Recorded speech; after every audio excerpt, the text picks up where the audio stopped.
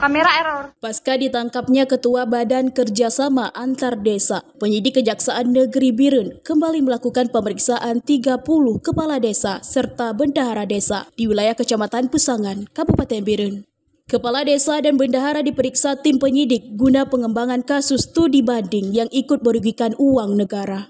Kepala Kejaksaan Negeri Biren Munawal mengatakan pemeriksaan ke-30 Geshi atau kepala desa di Kecamatan Pesangan terkait dugaan perbuatan melawan hukum terhadap kegiatan studi banding ke Jawa Timur dan Bali tahun lalu.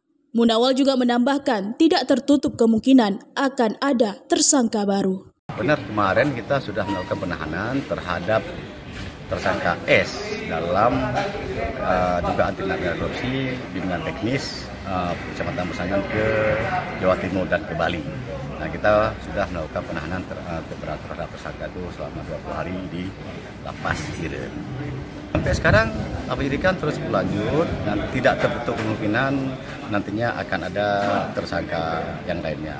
Nah, nantinya tergantung penyidik yang akan menyimpulkan, nanti Senin kita akan melakukan ekspos untuk menentukan siapa pihak lain yang kita minta pertanggungjawaban. Dari Biren, Raisul Barit melaporkan untuk Puja TV.